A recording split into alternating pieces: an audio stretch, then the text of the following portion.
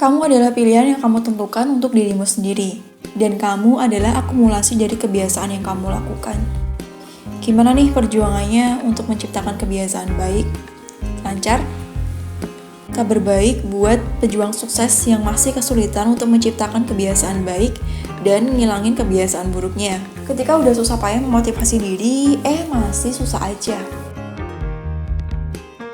Lingkungan. Selain dari faktor internal yaitu diri sendiri, lingkungan juga mempengaruhi perilaku kita nih. Misalnya, ketika kamu di rumah dan di meja makan ada kue sisa kemarin. Meskipun kamu gak lapar, sebagian besar dari kamu pasti akan memakannya kan? Apalagi pas malam hari.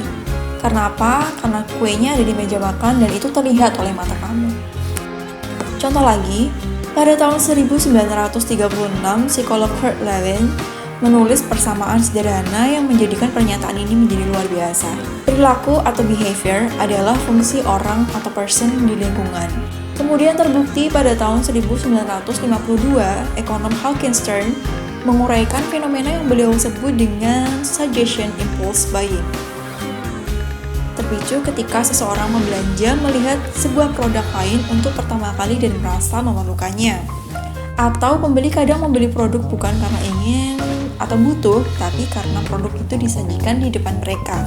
Kamu pernah kan belanja padahal nggak ada rencana beli, tapi karena di etalase yang sejajar dengan mata tampak menarik, akhirnya kamu beli barang itu. Karena apa? Karena terlihat oleh mata. Maka dari itu, kalau teman-teman perhatiin, teman-teman sering kan lihat produk yang sejajar dengan mata, dan produk yang sejajar dengan mata itu adalah produk-produk mahal yang kemungkinan memberi keuntungan besar kepada penjualnya. Dan itu terjadi karena perlu kita ketahui, indera manusia diarahkan oleh saraf sensoris.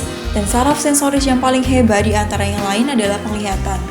Bahkan ada pakar yang menyatakan bahwa setengah energi yang digunakan otak adalah untuk penglihatan. Tidak heran, perilaku kita ditentukan oleh penglihatan kita juga. Maka dari itu, perubahan kecil yang bisa kita lihat menentukan perubahan besar yang akan terjadi pada kebiasaan yang kita lakukan. Penerapannya untuk kebiasaan yang pengen kita ciptain adalah, misal nih, kalau pengen punya kebiasaan baca buku, maka letakkan buku di tempat yang biasa teman-teman lihat. Jangan ditaruh di pojokan atau malah disimpan aja di dalam kardus. Membuat petunjuk tidak terlihat dan hasilnya kamu jadi malas baca buku. Ada contoh lagi.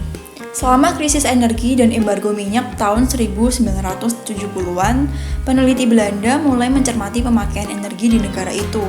Di kawasan hunian pinggiran dekat Amsterdam, mereka mendapati sebagian penduduk menggunakan energi 30% lebih sedikit daripada tetangga-tetangga mereka. Mereka pun mendapat jatah listrik yang sama. Ternyata setelah diteliti, rumah-rumah di lingkungan ini hampir identik kecuali dalam satu hal, lokasi meteran listrik. Ada yang menaruhnya di ruangan bawah tanah, yang lain menaruhnya di atas dekat pintu masuk. Seperti yang bisa kamu tebak, rumah-rumah dengan meteran listrik dekat pintu masuk menggunakan listrik secara lebih hemat. Karena apa? Karena pemakaian energi mereka jelas dan mudah dipantau hingga merubah perilaku mereka untuk menggunakan listrik secara lebih hemat. Jadi setiap kebiasaan itu dimulai dengan petunjuk dan kita lebih mungkin melihat petunjuk yang menonjol. Misalnya lagi, kamu pengen belajar gitar, tapi kamu menyimpan gitar itu di dalam lemari. Tentu kamu akan males main gitar, karena kamu harus buka lemari dulu, atau kamu harus ngapain dulu. Intinya, itu mempersulit kamu untuk berlatih gitar. Jadi, ketika petunjuk-petunjuk yang memicu sebuah kebiasaan itu tidak terlihat atau tersembunyi, maka petunjuk-petunjuk itu mudah terabaikan sehingga kamu tidak melakukan apa yang ingin kamu lakukan. Jadi, balik lagi ke kamu, apakah kamu ingin menciptakan kebiasaan baik atau ingin menghilangkan kebiasaan buruk? Jadi kesimpulannya, ketika kamu pengen menciptakan kebiasaan baik, maka tonjolkanlah petunjuk-petunjuknya. Tapi kalau kamu pengen menghilangkan kebiasaan buruk, maka hilangkanlah petunjuk-petunjuknya. Karena petunjuklah yang membuat kita sadar, sedangkan perubahan-perubahan itu dimulai dari kesadaran. Selamat memilih untuk menjadi siapa kamu, karena semuanya ada di tangan kamu. And be the best version of you. Semoga bermanfaat. Thanks for watching. See you in the next video.